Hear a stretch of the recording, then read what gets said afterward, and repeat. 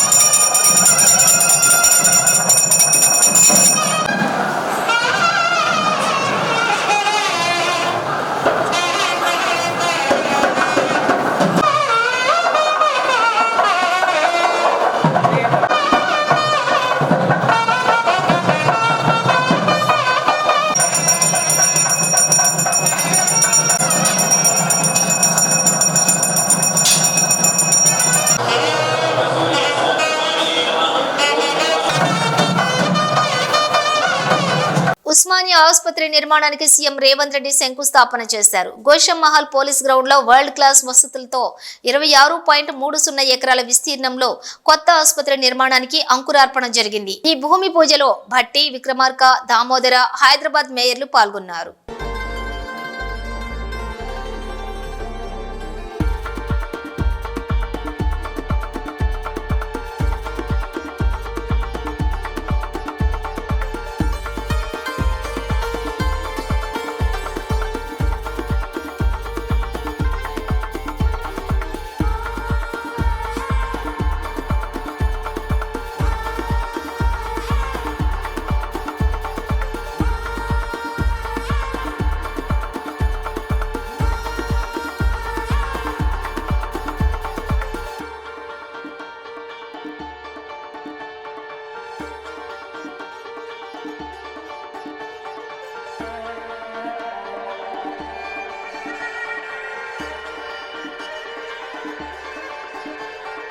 సంతలో పశువుల్ని కొన్నట్లు కార్పొరేటర్లను టీడీపీ వాళ్లు కొంటున్నారని ఆరోపించారు మాజీ మంత్రి అంబటి రాంబాబు. సూపర్ 6 హామీలు అమలు చేయలేనని చంద్రబాబు చేతులెత్తేయడంతో కూటమి ప్రభుత్వం పరువు పోయిందన్నారు ఆయన. ఇప్పుడు గుంటూరులోని కార్పొరేటర్లు ఈ కొనుగోళ్ల వ్యవహారంలో ప్రజల్లో వ్యతిరేకత మరింత పెరుగుతోందని చెప్పారు. అధికారం, పదవులు శాశ్వతం కాదనే విషయం గుర్తెరగాలని అన్నారు అంబటి రాంబాబు. వైసీపీ వారికి దిమాకా ఖరాబ్ అయింది, అందువల్లే వైసీపీ వాళ్ళు ఈ రకంగా మాట్లాడుతున్నారని ఎవరన్నారు? కేంద్ర మంత్రి గారు పెమ్మసాని చంద్రశేఖర్ గారు అన్నారు. అది నేను కూడా టీవీలో చూసా. ఒకటి చాలా స్పష్టంగా, స్ట్రైట్ గా, క్లారిటీగా నేను చెప్పదలుచుకున్నది ఏమిటంటే, పెమ్మసాని చంద్రశేఖర్ గారు గుంటూరు పార్లమెంటు సభ్యులు, గౌరవ కేంద్ర మంత్రివర్యులు, గుంటూరు కార్పొరేషన్లో జరుగుతున్నటువంటి పరిణామాల పట్ల మా వ్యాఖ్యలను ఖండిస్తూ మాకు దిమాకా లేదు అనేటువంటి మాట వారు మాట్లాడినట్టుగా మీ ద్వారా నాకు అర్థమవుతోంది. నేను టీవీల్లో కూడా చూశాను. గుంటూరు కార్పొరేషన్లో జరుగుతున్నటువంటి రాజకీయ పరిణామాలు మీ అందరికీ తెలుసు. ముఖ్యంగా స్టాండింగ్ కౌన్సిల్ సంబంధించి ఎన్నికలు జరుగుతూ ఉంటే మా పార్టీ నుంచి అంతకుముందు పోయిన వాళ్ళు పోయారు. ఈ ఎన్నికల సందర్భంగా 3 కండువాలు కప్పారు. ఫ్యాను గుర్తు మీద గెలిచిన వాళ్ళు, మా కార్యకర్తల అండతో గెలిచిన వారు, మా పార్టీ ఆర్థికంగా సహాయం చేసిన వాళ్ళు 3 పోయారు. దానికి పెమ్మసానికి కూడా కండవ కప్పెట్టున్నాడు, ఒకరికో ఇద్దరికో. వాళ్ళందరూనంట వారు అభివృద్ధి కార్యక్రమాలు చూసి వస్తున్నారని ఆయన చెబితే గుంటూరు ప్రజలు, రాష్ట్ర ప్రజలు మేము నమ్మాలా అంటున్నా. ఏం జరుగుతుందో నాకన్నా మీకు తెలుసు, మీడియాకు తెలుసు, గుంటూరు ప్రజలకు తెలుసు. చివరికి సంతలో పశువుల్ని కొన్నట్టుగా కొనటానికి తిరుగుతున్నారు. నేను పెమ్మసాని చంద్రశేఖర్ గారిని పిక్చర్లో ఉన్నాడని నేను అనుకోలేదు. ఎమ్మెల్యేలు తిరుగుతున్నారు ఇంటింటికి, మరి ఆయన కూడా పిక్చర్లో ఉన్నాడేమో నాకు తెలియదు. కాబట్టి మాకు దిమాకా లేదు. వారికి అధికారం ఉంది, వాళ్ళకు బాగా దిమాకా ఉంది. మాకు అధికారం లేదు, దిమాకా లేదు. పెమ్మసాని గారికి, తెలుగుదేశం నాయకులకి బాగా దిమాకా ఉంటే నైతికమైన విలువలు పాటించండి. నైతికమైన విలువలు పాటించుకోకుండా సంతలో పశువుల్ని కొన్నట్టుగా మీరు కార్పొరేటర్లను కొనేటటువంటి నీచమైన రాజకీయాలకు దిగజారిపోతే ఏదో స్టాండింగ్ కౌన్సిల్ ఏదో సాధిద్దాం అనుకుంటే మీరు సాధించలేరు. ఒకవేళ సాధించినా కూడా మీరు అపాస్పాలు అవుతారు. ఇప్పటికే ప్రభుత్వ వ్యతిరేకత శరవేగంగా పెరుగుతున్నది. చంద్రబాబు నాయుడు గారు సూపర్ 6ను చేయనని చేతులు పైకెత్తేసినటువంటి ఈ సందర్భంలో ఇలాంటి అనైతికమైన కార్యక్రమాలు మీరు చేయటం ద్వారా మరింతగా మీ మీద వ్యతిరేకత పెరుగుతుందనే విషయాన్ని దయచేసి మర్చిపోకండి. ఏది శాశ్వతం కాదు. ఇవాళ మీ దగ్గర ఉన్న అధికారం శాశ్వతం కాదు, ఇవాళ మీ దగ్గర ఉన్నటువంటి పదవులు శాశ్వతం కాదు. ఉల్టా సీదా అయిపోతాయి. సమయం వచ్చినప్పుడు గుర్తుపెట్టుకుని మాట్లాడండి. మాకు ధమాకా ఉందో లేదో ప్రజలు నిర్ణయిస్తారు. మీకు అధికారం కట్టబెట్టారు కాబట్టి మీకు ధమాకా బాగా ఎక్కువ ఉన్నట్టుగా ఉంది.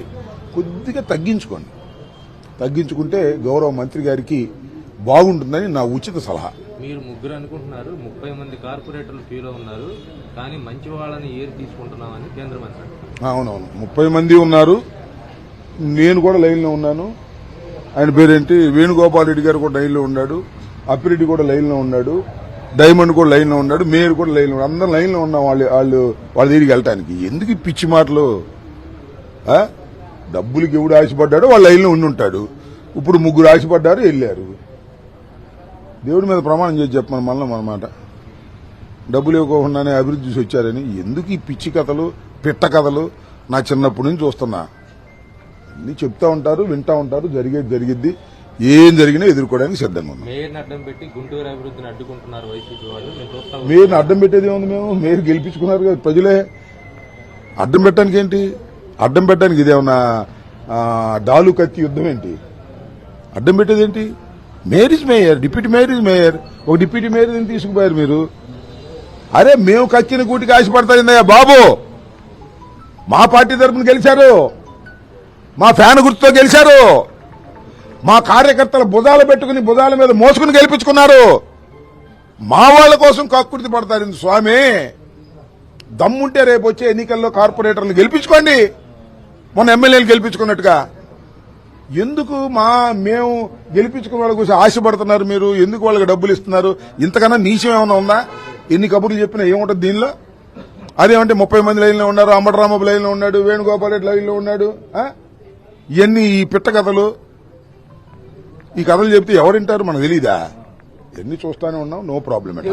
హైదరాబాద్ హెచ్ఎండిఏ గ్రౌండ్స్ ఎన్టీఆర్ మార్గులోని రోడ్ సేఫ్టీ అవేర్నెస్ వాగ్దాన్ కార్యక్రమం ముఖ్య అతిథిగా హాజరై జెండా ఊపి వాగ్దాన్ ను ప్రారంభించిన మంత్రి పొన్నం. సామాజిక బాధ్యతగా ప్రతి ఒక్కరూ ట్రాఫిక్ నిబంధనలు పాటించాలని, రహదారి భద్రత మన అందరి బాధ్యత అని అన్నారు. రవాణా శాఖ మంత్రి పొన్నం ప్రభాకర్ గౌడ్ రహదారి భద్రతను పాఠ్యాంశంగా తీసుకోవడం జరుగుతుందని, రోడ్డు భద్రతపై ప్రజలకు అవగాహన కల్పిస్తున్నామన్నారు. ప్రతి ఒక్కరూ ట్రాఫిక్ నిబంధనలు పాటించి తమ ప్రాణాలతో పాటు ఇతరుల ప్రాణాలను కూడా రక్షించాలని, ట్రాఫిక్ రూల్స్ పాటించకపోతే కఠిన చర్యలు ఉంటాయన్నారు. గుంటూరు జిల్లా మంగళగిరిలోని గౌతమ్ బుద్ధ రోడ్డు ఆటో నగర్ సమీపాన పెను ప్రమాదం తప్పినట్లయింది. గ్యాస్ గోడౌన్ వద్ద గ్యాస్ సిలిండర్ అడుగు భాగం వదిలేయటంతో ఒక్కసారిగా ఎగిసిపడ్డ గ్యాస్, అక్కడే వందల సంఖ్యలో గ్యాస్ సిలిండర్లు మధ్య గ్యాస్ లీకేజీ కావటంతో సాధారణ ప్రజలు పరుగులు తీశారు. గ్యాస్ ఏజెన్సీ వారు తగు జాగ్రత్తలు తీసుకుంటే మున్ముందు ఇలాంటి ప్రమాదాలు సంభవించకుండా ఉంటాయని ప్రజలు కోరుతున్నారు. ఇప్పటికైనా గ్యాస్ ఏజెన్సీ సిబ్బంది సిలిండర్లు లోడింగ్ అన్లోడింగ్ చేసేటప్పుడు సిలిండర్లను గమనించి వాటిని సప్లై చేయవలసిందిగా ప్రజలు కోరుకుంటున్నారు. మహా కుంభమేళలో మరో అపశృతి చోటు చేసుకుంది. వారం గడువకు ముందే మరో భారీ అగ్ని ప్రమాదం జరిగింది. నిన్న జరిగిన తొక్కిసలాటలోని భక్తులు మృతి చెందిన ఘటన మరొక ముందే ప్రయాగ్రాజ్ సెక్టర్ 22లోని చాట్నా ఘాట్ వద్ద ప్రమాదవశాత్తు మంటలు చెలరేగాయి. అగ్ని ప్రమాదానికి గల కారణం ఇంకా తెలియాల్సి ఉంది.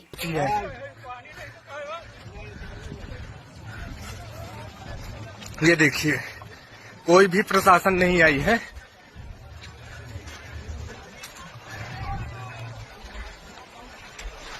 ये आप देख सकते हैं,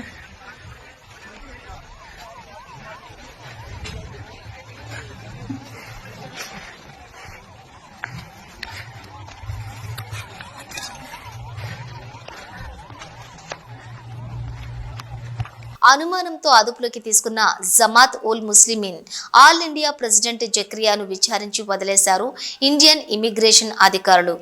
పాకిస్తాన్ దేశం కరాచీలో నడుస్తున్న జమాత్ సంస్థ శ్రీలంకలో ఏర్పాటు చేసుకున్న సమావేశంలో పాల్గొని వస్తూ ఉండగా ఈ నెల 25న చెన్నై ఎయిర్పోర్ట్లోని 15 మంది సభ్యులను అదుపులోకి తీసుకున్నారు. వారి వద్ద బైట్ ఫామ్ అనే ఒప్పందం పత్రం లభ్యం కావడంతో అనుమానం వచ్చి అందరినీ అదుపులోకి తీసుకున్న అధికారులు. జమాత్ ఉల్ ముస్లిమీన్ ఆల్ ఇండియా సంస్థకు భారతదేశంలో ఎలాంటి నిషేధం లేదని భారత భద్రతా దళం నివేదిక ఆధారంగా వారిని వదిలినట్లుగా సమాచారం. ఇదే విషయంపై వరంగల్ పోలీసులు చెన్నై అధికారులను సంప్రదించినట్లుగా తెలుస్తోంది. సార్, నా పేరు మొహమ్మద్ జక్రియా. నేను ఆల్ ఇండియా జమాతుల్ ముస్లిమీన్ ప్రెసిడెంట్ని. 2021 నుండి నేను ప్రెసిడెంట్గా బాధ్యతల్ని నిర్వహిస్తున్నాను. నేను శ్రీలంక 26వ తారీఖున డిసెంబర్ 26 తారీఖున పోయి మా అధ్యక్షుడు శ్రీలంక అధ్యక్షుడితో కలవాలని పోదలుచుకున్నాను. అయితే అక్కడ ఇన్వెస్టిగేషన్ డిపార్ట్మెంట్ వాళ్ళు లోపల నన్ను పట్టుకొని మీరు all India Jamatul Muslimeen president కాబట్టి కొన్ని మీతోటి ప్రశ్నలు అడగాలని నా ఫోను, నా పాస్పోర్ట్ అన్నీ లాక్కొని 2 రోజుల దాకా వాళ్ళు పెట్టుకున్నారు. 2 రోజుల దాకా నన్ను విడివిడిగా ప్రశ్నిస్తూ ఉన్నారు. ఆ ప్రశ్నలన్నిటికీ సమాధానం ఇచ్చిన తర్వాత నిన్న మధ్యాహ్నం అంటే 29 మధ్యాహ్నం రోజున నన్ను మీరు ఆల్ క్లియర్ ఉన్నారు, మీకు ఎలాంటి గ్రూపులతోటి ఎలాంటి ఏ సంబంధం లేదు, మీరు ఎప్పుడైనా శ్రీలంక పోదలుచుకుంటే పోవచ్చు, లేదా మీ ఇంటికి పోదలుచుకుంటే పోవచ్చు అని నా పాస్పోర్టు, నా ఫోన్ అన్నీ కూడా వాళ్ళు వాపస్ ఇచ్చారు. అయితే నేను అక్కడ నుండి మళ్ళీ శ్రీలంక పోదామంటే ఇప్పుడు టికెట్ కూడా క్యాన్సిల్ అయిపోయింది, డబ్బులు కూడా లేవు అని నేను ఇంటికి వచ్చేసాను. మధ్యలో ఇంటికి వచ్చిన తర్వాత ఇప్పుడు ఇవాళ 30వ తారీఖు ఉదయం 5 గంటలకు నేను ఇంటికి చేరుకున్నాను. ఇంటికి చేరుకున్న తర్వాత నేను ఇంట్లో పోయేసరికి నా భార్య, బిడ్డలు, నా తల్లి, నా చెల్లి అందరూ కూడా ఏడుస్తూ నన్ను వాటేసుకొని నువ్వు దేశద్రోహి అంట, నువ్వు పాకిస్తాన్ ఏజెంట్ అంట, ప్రచారాలు వచ్చినాయి అది ఇది అన్నారు. నేను అప్పుడు దాకా కూడా నాకు ఇక్కడ ఏం జరుగుతుందో తెలియదు. వచ్చిన తర్వాత వాళ్ళందరూ ఇలా చెప్పిన తర్వాత నేను న్యూస్ అన్నీ చూశాను. ఈ న్యూస్ రిపోర్టర్లు ఎవరు చెప్తే చేశారో ఏందో నాకు అయితే తెలియదు సార్. కానీ నేను పాకిస్తాన్కి ఏజెంట్గా పనిచేస్తున్నాను, పాకిస్తాన్ నుండే వచ్చాను, ఆంధ్రాలో కొన్ని రోజులు ఉండి ఇక్కడికి వచ్చాను, ఇదన్నీ కూడా మాటలు న్యూస్లో వేశారు. ఇవన్నీ నా మీద అబద్ధాలు సార్, నిందలు సార్. నేను ఇక్కడే పెళ్లి చేసుకున్నాను, ఇక్కడే ఉంటున్నాను. నా శివనగర్ అండర్ బ్రిడ్జ్ దగ్గర నాది రాయల్ బావర్చి బిర్యానీ పాయింట్. గత 2015 నుండి నేను బిర్యానీ పాయింట్ నడుపుతున్నాను. ఇక్కడ శివనగర్ ప్రజలందరూ కూడా ఎంతో ప్రేమతో, ఆప్యాయతతో నా హోటల్కి వస్తుంటారు. రోజుకి 300 నుండి 400 వ్యక్తుల దాకా నా దగ్గర నా హోటల్కి వస్తారు సార్. అంత ప్రేమగా, అంత ఆప్యాయతగా ఉన్న వాళ్ళందరి మధ్యలో నేను దేశద్రోహిగా అని ముద్రయించి నాకు ఇలా చేశారు. ఇప్పుడు నా భార్య, పిల్లలు బయటికి వెళ్ళాలన్న భయంతో వణికిపోతున్నారు. నా పిల్లలు స్కూల్లో చదువుకోవాలి, ఏ విధంగా చదువుకోవాలి. నేను ఇప్పుడు బయటికి వస్తే అందరూ కూడా నన్ను ప్రేమగా ఏం సాయిబు ఎప్పుడొచ్చా, ఎక్కడి నుండి వచ్చా, ఇదని మాట్లాడే వాళ్ళందరూ కూడా నన్ను చూసి భయంతో వెళ్ళిపోతున్నారు. నేను మీడియా సోదరులు కోరుకునేది ఏంటంటే అసలు నా మీద ఇలా తప్పుడు ప్రచారం ఎందుకు చేశారు, ఏమైంది, అసలు ఎందుకు ఇలా జరిగింది. ఇప్పుడు నేను కోరుకునేది ఏంటంటే నా మీద ఏదైతే తప్పుడు ప్రచారం చేశాడో అవన్నీ కూడా సరిదిద్దుకొని మీ తప్పుడు ఏదైతే ఉందో, నేను ఇదివరకులాగా నేను ఒక మామూలు వ్యక్తిని మామూలుగా చేసుకున్నాను. నాకు ఎలాంటి పాకిస్తాన్ తోటి ఏ సంఘ విభేదాలు ఏవి లేవి. నాతోటి నేను ఏ ఏజెంట్ని కాదు. నాకు ఇక్కడ ఇండియన్ కల్చర్ ప్రకారం, ఇండియన్ కానూన్ ప్రకారంగానే నేను నా ప్రార్థనలు చేసుకుంటా ఉన్నాను. నాకు ఎవరితోటి ఏ సంబంధాలు లేవు. నేను జమాతుల్ ముస్లిమీన్ ఆల్ ఇండియా అధ్యక్షుడిని. పోలీసు వారు కానీ, న్యూస్ రిపోర్టర్ కానీ, ఎవరైనా కానీ మీ సంఘం వరల్డ్లో ఎక్కడెక్కడైతే ఉన్నారో వాళ్ళలో ఎలాంటి కొంచెం గొడవలు ఏదైనా ఉన్నాయని చెప్పినా కానీ నేను సంఘానికి వదిలేస్తాను. ఒక మాట విచ్చలవిడిగా చెప్తున్నాను. మీరందరూ కూడా నిన్న వచ్చిన తప్పుడు ప్రచారాన్ని మీరు ఇలా దానికి అలా తప్పు జరిగింది, ఈ వ్యక్తి ఇలా కాదనేది మీరు మీ ద్వారాగానే ఇది రావాలని నేను పోలీస్ స్టేషన్కి వచ్చాను. ఒకవేళ ఈ పోలీస్ స్టేషన్ సిఐ కానీ, ఏసీబీ కానీ ఎవరైనా కానీ నేను ఎలా ముందుకు పోవాలనే మార్గం చూపిస్తానని ఇక్కడికి వచ్చాను తప్ప కేసులు పెట్టాలి, లందన్ రోడ్డు కిడ్చాలనేది మాత్రం అయితే కాదు. మీ ద్వారాగా ఎవరి ద్వారాగా మీరు ఈ తప్పు చేశారో మీరే సరిదిద్దుకొని నన్ను పాతకాలం ఎలాగైతే నేను జీవించుకున్నానో అలాగా నన్ను చేయాలని మీతో కోరుకుంటున్నాను. అంతే తప్ప వేరే ఉద్దేశం ఏమీ లేదండి. ఏసీబీ వలలో మరో అవినీతి అధికారి చిక్కుకున్నారు. 70,000 లంచం తీసుకుంటూ ఏసీబీకి పట్టుబడ్డారు. అన్నమయ్య జిల్లా మదనపల్లెలోని రామసముద్రం మండలం ఎస్ఐగా పనిచేస్తున్న వెంకట సుబ్బయ్య. రామసముద్రం ఎస్ఐ ఓ లారీ యజమాని దగ్గర 70,000 లంచం తీసుకుంటూ ఏసీబీ అధికారులకు పట్టుబడ్డారు. మదనపల్లెలోని రామసముద్రం మండలం ఎస్ఐగా పనిచేస్తున్న వెంకట సుబ్బయ్య ఏటవాకిలి వద్ద లారీ ప్రమాదానికి గురై 2 చనిపోగా ఆ కేసుకు సంబంధించి లారీ ఓనర్ను 1 లక్ష లంచం డిమాండ్ చేశాడు. దీంతో వారు ఏసీబీ అధికారులను ఆశ్రయించడంతో వారు వలపన్ని పెట్రోల్ బంక్ వద్ద ఎస్ఐని పట్టుకున్నామన్నారు. రామసముద్రం పిఎస్ పరిధిలో 23rd ఒక కేసు రిజిస్టర్ అయింది, యాక్సిడెంట్ కేసు. Lorry bike two wheeler accident. 2-వీలర్లో ఉన్న 2 చనిపోయారు. అది కేసు రిజిస్టర్ అయింది. సో ఏదైతే క్రైమ్ లారీ ఉందో ఆ లారీ విడుదల చేయడానికి లారీ ఓనర్ దగ్గర నుంచి ఎస్ఐ గారు, సిఐ గారు 70,000 డిమాండ్ చేసినట్టు.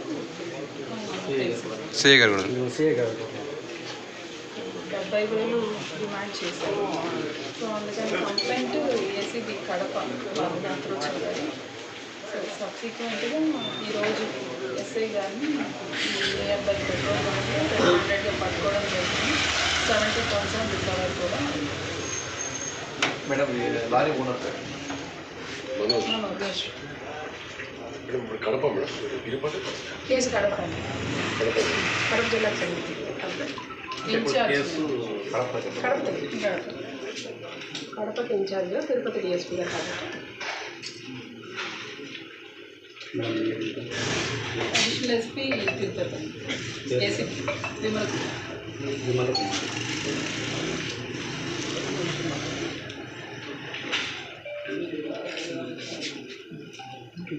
ఇంకేమైనా క్వశ్చన్స్ ఉన్నాయా? మెదక్ జిల్లా వల్లూరు అటవీ ప్రాంతం ఓ చిరుత పులి నడి రోడ్డుపై తీవ్ర గాయాలతో కనిపించింది. దాన్ని చూసేందుకు జనం పెద్దగా గుమికూడారు. అయితే గాయపడ్డ పులి దగ్గరకు వెళ్లడానికి ఎవరు కూడా సాహసించలేదు. తీవ్రంగా గాయపడి ఎక్కువగా నడవలేని పరిస్థితిలో ఉన్నప్పటికీ తనకు దగ్గరకు వచ్చేటటువంటి వారిపై పంజా విసిరేందుకు ఏమాత్రం వెనకాడలేదు ఆ చిరుత. అలా ఎంతోసేపు తీవ్రమైన నొప్పిని భరిస్తూ రోడ్డుపైనే చనిపోయింది. పోలీసులు ఇచ్చినటువంటి సమాచారంతో అక్కడికి చేరుకున్న అటవీ అధికారులు వల్లూరు అడవి ప్రాంతంలోనే మృతి చెందిన చిరుత పులికి పోస్ట్ మార్టం నిర్వహించి పూడ్చి పెడతామన్నారు. చనిపోతే మళ్ళీ అది దానికి ఎందుకన్నా పాపం అటు పోతుంది అలా మీకు పోతుంది అలా మీది పోతుంది అటే పోతుంది అన్న పోనీ ఏమనకు ఇదంతా అడవినా డేంజర్ సిచ్యువేషన్ ఉన్నా మనం జాగ్రత్తగా ఉండాలి. అదేం కదన్న అది ముడి నడిమి పని అయిపోతుంది ఇప్పుడు జర్రైతే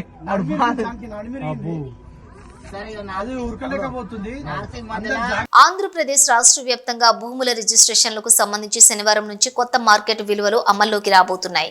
ఆయా ప్రాంతాల అభివృద్ధి ప్రాతిపదికన 10% నుంచి 20% వరకు ఇవి పెరగనున్నాయి. కొన్ని చోట్ల పెంపు కాస్త ఎక్కువగానే ఉండగా కొత్త మార్కెట్ విలువల అమలుకు ఏర్పాట్లు చేసుకోవాలని ప్రభుత్వం రిజిస్ట్రేషన్ల స్టాంపుల శాఖను ఆదేశించింది. భూములతో పాటుగా నిర్మాణాల విలువల పెంపు కూడా ఫిబ్రవరి 1 నుంచి అమల్లోకి రానుంది. బులెటిన్ ముగించే ముందు హెడ్లైన్స్ మరోసారి. కన్నుల పండువగా స్వామి అమ్మవార్ల నిత్య కళ్యాణోత్సవ సేవ, అధిక సంఖ్యలో పాల్గొన్న భక్తులు.